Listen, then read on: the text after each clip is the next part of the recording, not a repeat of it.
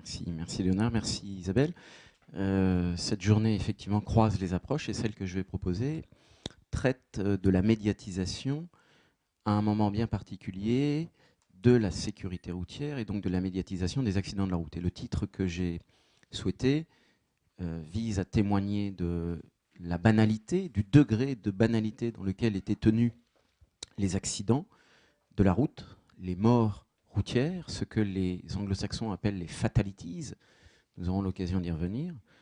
Et d'autre part, l'évolution précisément de ce statut qui, comme vous le savez aujourd'hui, rend insupportable la mort routière, à savoir que jamais le nombre des victimes de la route n'a été aussi faible, et pourtant, jamais peut-être le sentiment d'insécurité routière a été aussi diffusé. Je veux là tenir pour preuve de cette évolution d'une histoire des sensibilités qui est extrêmement prégnante sur le sujet, et on le comprend, on le conçoit évidemment quand on a été éprouvé personnellement, de près ou d'un peu moins près, mais enfin, on parle de statistiques qui, évidemment, parlent à chaque famille. On est assez étonné, en tant qu'historien, sur une longue durée du problème, de voir finalement sa disparition. Et je veux dire par là qu'on n'a jamais autant parlé autant de sécurité routière, alors qu'on n'est jamais aussi peu mort sur les routes de France. Et donc les dernières statistiques acquises au prix d'une politique drastique, et qui a sa justification précisément dans la baisse des fatalités, eh bien, ces dernières statistiques témoignent, avec 3700 morts et statistiques à la baisse, témoignent d'un problème qui, en termes de santé publique, car c'est un problème de santé publique majeur, de mort violente majeure, eh bien, est en train de disparaître. Donc, j'insiste fortement sur cette expression paradoxale, mais en revanche, le sentiment d'insécurité, lui, est très présent. Deuxième preuve, ce sont les jugements qui, en justice, eh bien, visent à condamner une forme de délinquance routière, et l'insécurité routière est sortie de la banalité du fait divers pour rentrer éventuellement dans des faits susceptibles d'être punis jusqu'en correctionnel. Donc on est là dans une logique où il y a une représentation de la sécurité routière, de l'insécurité routière, qui a été médiatisée, et c'est le résultat de cette médiatisation que je voudrais pointer avec vous. Alors je vais le faire avec une image que je vais commenter finalement et que je vous ferai entendre.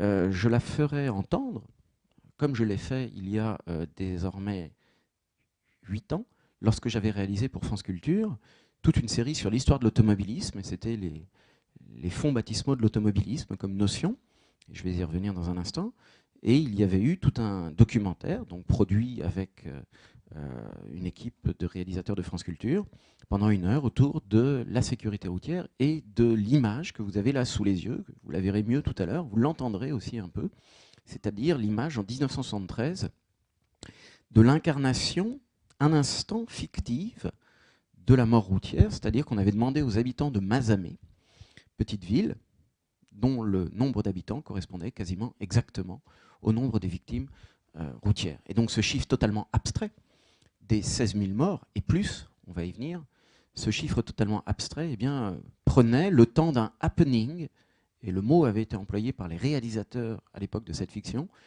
le temps d'un happening, cette abstraction prenait une forme de réalité, et on avait demandé à tous les habitants qui avaient joué le jeu eh bien, de venir s'allonger dans les rues de la ville, de sortir de chez eux, de cesser toute activité et de venir s'allonger. Donc quelque chose d'assez étonnant et qui est resté dans les annales de la sécurité routière, à une période à laquelle, eh bien, institutionnellement, et c'est là naturellement que l'historien est intéressé, institutionnellement, la politique publique s'est constituée. C'est-à-dire qu'une délégation interministérielle à la sécurité routière est apparue, et je vais vous faire passer, et ça marchait au test tout à l'heure, donc on n'est jamais à l'abri d'une catastrophe évidemment, mais enfin en général, il peut arriver que ça fonctionne, et donc on peut espérer que l'on entendra 3 extraits que je décris brièvement. Tout d'abord, je commencerai par la fin, c'est aussi une question pratique avec l'ordinateur, c'est l'intervention de Jacques Chirac en 2002, lorsque le 14 juillet, il décide de faire de la sécurité routière un grand chantier présidentiel. Et indiscutablement, il en est resté eh bien, une inflexion dans les statistiques qui est comparable finalement à celle de 1973, 72-73. Donc on y reviendra. Mais c'est le point d'arrivée de ce que, et c'est aussi le titre du documentaire pour France Culture, de ce qu'on avait appelé une assez belle histoire. Cette assez belle histoire, c'est l'histoire du succès de la politique de sécurité routière. Et cette assez belle histoire, si je me suis permis cette expression, c'est que je l'emprunte, et vous verrez, elle l'emploie, à Geneviève Jurgensen, qui avait le malheur de perdre ses enfants et qui avait fondé une association, la Ligue contre la violence routière. Donc ce point sera à reprendre, et ce sont ses propres mots. Enfin, nous verrons le réalisateur, nous entendrons le réalisateur de Mazamet, Une ville rayée de la carte, c'était le titre du documentaire à l'époque, qui était passé sur la deuxième chaîne de télévision, en prime time. Eh bien, ce réalisateur, Guy Seligman, qui existe encore évidemment, et qui est très important au sein de la Société civile des auteurs multimédia, la SCAM, et donc est un réalisateur de télévision bien connu, et de radio bien connu. Donc ça sera en quelque sorte la cerise sur le gâteau, mais il faut, Léonard est là pour y veiller, évidemment, une armature conceptuelle. Et donc l'armature conceptuelle, je vais essayer de la donner autour de la notion d'automobilisme, bien évidemment, qui est pour moi beaucoup plus que l'auto. C'est-à-dire que j'en profite pour faire de la publicité pour 2 ouvrages qui ne présentent pas d'automobile en couverture, naturellement, parce que ce n'est pas ce qui m'intéresse. Et lorsque je m'intéresse au monde de l'automobilisme, lorsque je m'intéresse aux cultures du volant, lorsque je m'intéresse à l'autorefoulement, le thème psychanalytique était présent ce matin, et le test de Rorschach l'évoque, eh bien, lorsque je m'y intéresse, je m'intéresse à tout ce qui constitue les usages de l'automobile, et ils sont très riches, et ils sont très divers, et il est véritablement, cela relève du challenge de chercher à les maintenir tous de façon cohérente. C'est-à-dire que m'intéresse autant la Formule 1 que finalement la petite voiture de livraison et la voiture électrique, bien évidemment. Mais on est là dans un système cohérent, et les systèmes de transport en commun, les systèmes d'autobus, sont des systèmes qui participent du système automobile. Donc l'automobilisme, beaucoup plus que l'auto, et de ce point de vue-là, il faut, ça a été évoqué, finalement, la catastrophe joue parfois le rôle expiatoire, peut-être, en tout cas la lecture que l'on en donne, et le mot de mythologie a été employé, c'est-à-dire qu'on relie l'événement, on le réinscrit dans une nécessité finalement tragique. Eh bien, cette nécessité, Roland Barthes l'avait pointée autour de l'automobile, dont il avait en 1957, et finalement à l'ISCC c'est pas mal de l'évoquer, dans les mythologies, il avait pointé toute la charge mythologique que l'objet prenait. Et donc il l'avait comparé aux cathédrales. Il l'avait surtout comparé à un objet magique dans lequel, eh bien, le peuple, la population, c'est pour ça, c'est un objet à certains égards qui est discrédité parce que c'est un objet populaire. Et là, on pourra peut-être y revenir. Donc, toujours est-il que cet objet magique, dans les mythologies, il a toute sa place. Alors, évidemment, encore plus sérieux pour Léonard, c'est un nouveau paradigme de la mobilité auquel nous sommes confrontés aujourd'hui. C'est-à-dire que le basculement théorique, il est très sensible lorsque, à l'aune des histoires de la mobilité et de l'historiographie contemporaine, on prend en considération les tournants anglo-saxons théoriques, donc le cultural turn, et aussi ce que l'on appelle eh bien, le user turn, donc les problématiques de John Ury, de Reisman, de Michel Calon, bien évidemment, de Bruno Latour méritent d'être évoqués. Et puis, le nom a été cité ce matin, évidemment, Ulrich Beck, avec cette modernité réflexive, la société du risque aussi, qui se pose à l'horizon, et finalement, ce que l'on peut pointer autour de la question des accidents, et des accidents tout à fait particuliers que sont les accidents de la route, dans leur banalité, mais dans leur exceptionnalité aussi, eh bien, la fin de l'équation qui est présumée consensuelle ou naturelle, eh bien, de finalement cette normalité de l'accident. Or, précisément, eh bien, cela a donné lieu à des études sociologiques très précises sur la question de l'alcool, par exemple, aux États-Unis. Donc, vous êtes là avec des problématiques autour de Gusfield qui sont bien connues des sociologues parce qu'elles excèdent les questions naturellement routières, mais elles intéressent aussi les personnes qui s'intéressent à l'automobilisme. Donc, pour mémoire, je signale cette perspective de décloisonnement vraiment des acteurs qui, dans un premier temps, étaient relativement pratiquaient l'entre-soi, pratiquaient une forme de huis clos de spécialistes, d'experts, et puis finalement, ils ont été investis, et c'est la phase à laquelle je fais référence dans le documentaire sur 1973, on est après 68, ça a été investi par une réaction de la société civile, et ceci massivement. Ceci est concomitant avec d'autres, naturellement, phénomènes comparables dans le milieu associatif. Alors, rapporté à l'automobile. Arnaud Passalacqua ce matin a fait une petite anthologie pour les transports publics. Eh bien, naturellement, je peux faire la même chose pour les automobiles. Et il se trouve que l'accident, il est rarement, mais ça arrive, il implique rarement plus de 2, 3, 4, 5, 6 personnes. 6 personnes, on considère que c'est une tragédie routière, et là, vous avez éventuellement le droit à la une du quotidien régional. Mais il y a eu mieux. Et sans cynisme aucun, il y a eu des moments critiques, absolus. Il y en a un qui a été évoqué ce matin, la tragédie du Mont Blanc, évidemment. 39 morts, on n'est quand même pas là dans un fait divers banal. Et vous avez évoqué des questions qui touchaient, alors je ne les connais évidemment pas pour les avalanches et pour les lieux, les permis de construire et autres qui auraient été délivrés, donc qui auraient mouillé des responsables. Enfin, pour le tunnel du Mont Blanc, il est très clair que la direction a été condamnée, d'ailleurs, parce qu'il y a eu procès, a été condamnée pour manquement à la sécurité, pour manquement aux ajustements. Donc il y a un scandale aussi derrière le tunnel du Mont Blanc qui est cité là. Le tunnel du Mont Blanc, c'est 1999. On est, je l'ai dit, à 37 morts. On est dans une logique qui est, ça croiserait aussi la réflexion de notre collègue belge de ce matin, parce qu'il y a une marche blanche, hein, il se trouve que c'était le Mont Blanc, pas loin évidemment, et donc il y a une marche blanche qui avait été organisée sur l'autoroute à proximité pour protester contre cette violence routière. Enfin, le terme de violence là mériterait d'être évidemment étayé, mais toujours est-il qu'il y a un mémorial qui a été inauguré, et pour les 10 ans de l'accident, l'enquête a été très longue, eh bien on a inauguré ce mémorial à l'entrée du tunnel.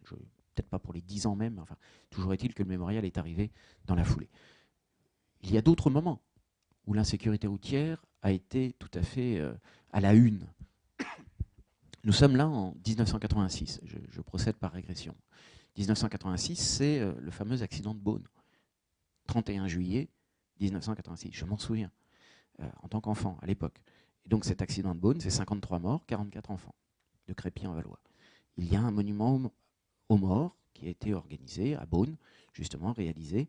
Et les médias, à l'époque, ont fait évidemment autour de cette catastrophe qui impliquait un bus et plusieurs voitures particulières, tout un système, toute une mise en scène évidemment, qui était à la hauteur de l'émotion que suscitait eh bien, cette catastrophe routière. Et ce qui est intéressant, je vous ai mis une couverture de l'époque de Paris Match, mais aussi les multiples commémorations auxquelles donne lieu cet accident. Et la dernière n'a pas été la moins émouvante cette année, justement. Et chaque été, naturellement, c'est quelque chose qui revient comme un marronnier. On en parle parce que 53 morts quand même. Suite de cet accident, de sa grande médiatisation, de très nombreuses améliorations techniques apportées au transport de voyageurs. L'obligation est-elle respectée? Mais ça, c'est autre chose. Mais l'obligation de la sécurité pour tous les sièges, l'obligation également de nombreux contrôles de sécurité des cars, etc., etc. On pourrait rajouter un accident alpin qui était récurrent, parce que là, pour le coup, c'est une descente très dangereuse, qui est pourtant interdite aux cars. C'est la descente de Lafray. Et c'est de façon récurrente que cette descente occasionne des morts. Mais on n'est pas au niveau de 50 ou 53 morts. Enfin, quand même, dans l'imaginaire, il y a un accident qui est aussi très célèbre. C'est celui qui est mentionné par la une de la presse en haut à gauche. C'est l'accident du Mans en 1955, pendant la course. Donc là, vous me direz, oui, c'est pas de l'insécurité routière, c'est un accident de course. Oui, 84 morts. 84 morts, victimes innocentes, présentes au bord de la route, mais c'est quelque chose qui est en quelque sorte une forme d'immolation au dieu automobile, à cette idole automobile. Et à l'époque, beaucoup de réflexions. Une époque à laquelle on refond le code de la route en France, une époque dans laquelle l'ingrammation psychique finalement de ces images, de cette violence, eh bien, a joué indiscutablement sur les acteurs publics, même si naturellement les conséquences n'étaient pas directement applicables à tout un chacun. Enfin, toujours est-il qu'il y a un contexte qui parfois peut être lourd. Et puis il y a une courbe qu'avec un grand cynisme, j'ai commencé à commenter tout à l'heure. C'est-à-dire que vous me parlez d'un problème qui disparaît. Parce que cette courbe, c'est la courbe qui témoigne à son acmé là, de ces 16 000, 18 000 morts selon les décomptes. Enfin bon, plus de 16 000 morts, c'est-à-dire plus que la France en guerre d'Algérie pendant toute la guerre. Et c'était chaque an, chaque année. Donc on est là quand même dans quelque chose qui est bouleversant, parce que de surcroît c'est absurde, de surcroît ça frappe quasiment à l'aveugle. Enfin, lorsqu'Albert Camus décède, il n'y a pas de raison de pleurer plus que pour un conducteur lambda, mais c'est quand même Albert Camus. Lorsque Roland Barthes meurt de l'automobile, bah, c'est aussi, à sa manière, eh bien, un accident tragique, absurde, lié à la route. Donc cette courbe, il faut la superposer, naturellement. Il y a des spécialistes des statistiques, Jean Orselli n'est pas là, mais cette statistique, elle mériterait d'être juxtaposée avec celle de l'augmentation exponentielle de la circulation. Parce qu'on est dans une logique où eh bien, la circulation a été multipliée par 10 ou 15, selon les espaces considérés. Et une statistique parisienne, proprement parisienne, dont je suis plus le spécialiste, pour ce que ma thèse portée sur l'automobile à Paris, montre bien la civilisation inexorable des usages de l'automobile à Paris. On meurt bien moins aujourd'hui, on n'est jamais aussi peu mort sur les routes à Paris, sur les chaussées à Paris, 30 morts. On meurt bien moins qu'à la belle époque, alors même que dans les années 1890, il n'y avait pas de voiture. Donc on est à 200 morts à la belle époque, avec les charrettes, avec les différents attelages, avec les tramways auxquels on n'est pas nécessairement habitué. On est dans une logique véritablement d'une violence différente, routière. Et le nombre d'habitants, alors là, ça serait discutable, il faut prendre l'air, parce qu'il y avait quand même 3 millions d'habitants à Paris. Et la ville était beaucoup plus dense. C'est une partie éventuellement de l'argumentation que l'on pourrait objecter. Mais on pourrait aussi en rajouter un. On va écouter Geneviève Jurgensen. C'est une femme. L'autre argument que l'on peut poser, c'est que sur ces 30 accidents mortels à Paris, enfin 27, pas un n'a été occasionné par une femme. Pas un.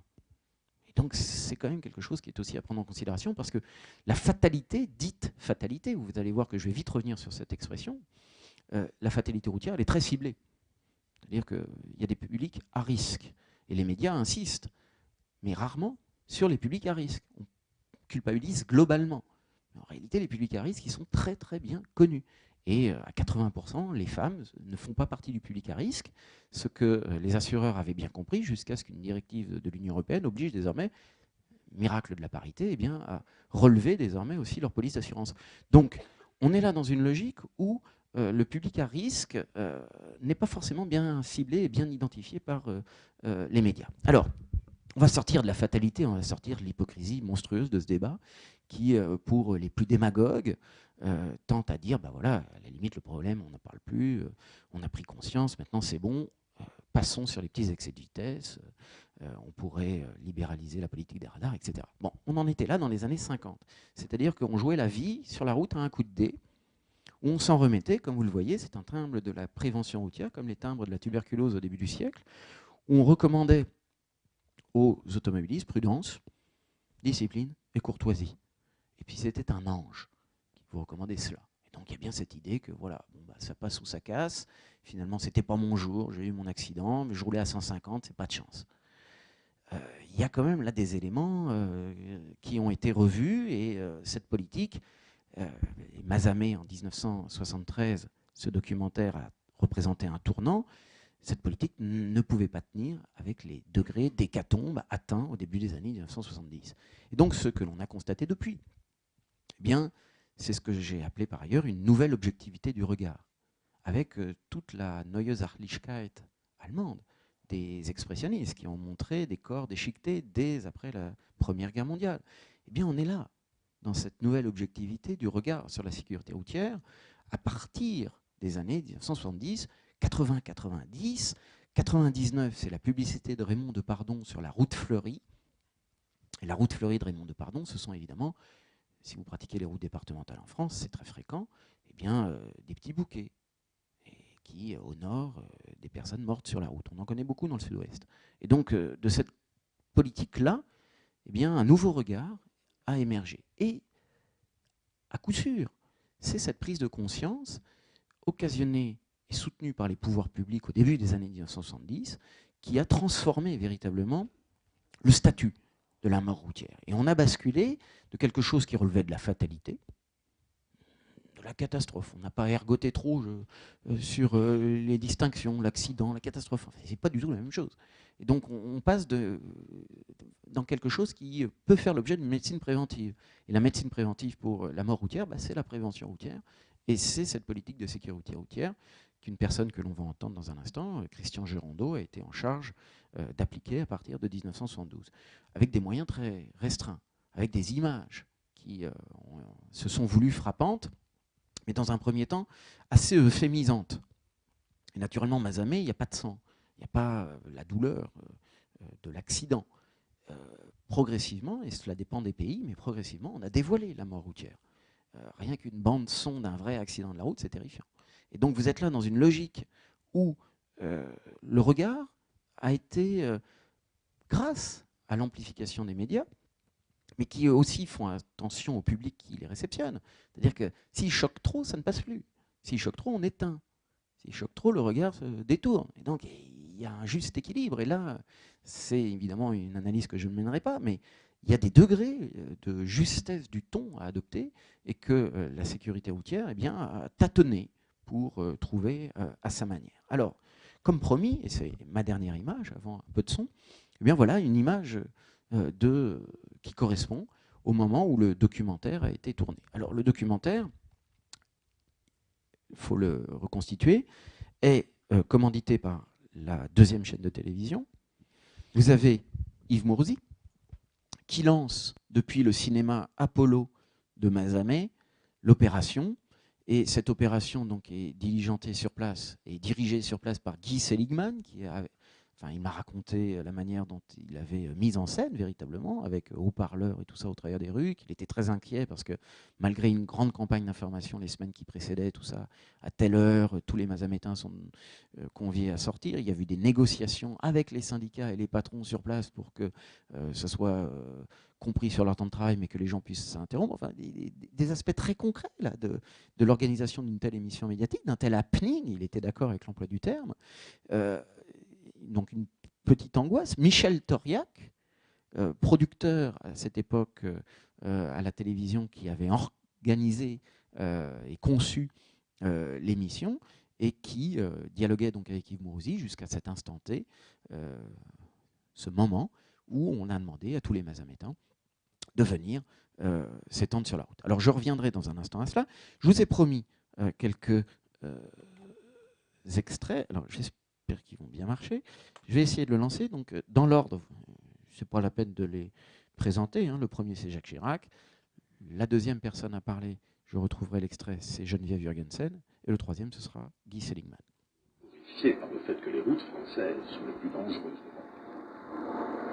C'est ensuite le cancer et le troisième chantier, si vous appelez ça des chantiers, ce sont les handicapés. Trois grands chantiers, vous voyez, ils ne seront pas aux mains des architectes, hein, et je l'espère entre les mains des hommes et des femmes de cœur. Mazamet. La bande-son et la bande-son que Guy Seligman avait choisi, et il avait choisi également Schubert en musique. Il y a une stratégie musicale aussi qui est tout à fait intéressante dans le documentaire. Le documentaire, il n'est pas podcastable en ligne sur France Culture, il est trop vieux, il date de 2006. Je pense que dans les archives, il y est. En tout cas, moi j'en ai une archive, ces aventures. Évidemment, ça vous intéresse, je pourrais vous la prêter. Alors, deuxième point, c'est tout, je pourrais m'arrêter là. Vous avez bien compris que cette photo, c'est celle-ci. C'est celle qui a été en quelque sorte dominante dans l'imagination après sur la sécurité routière. Et je n'ai rien de particulier à ajouter, si ce n'est qu'on a vraiment assisté au décloisonnement de quelque chose qui était une tragédie invisible et qui désormais était une tragédie médiatisée et reçue dans l'opinion.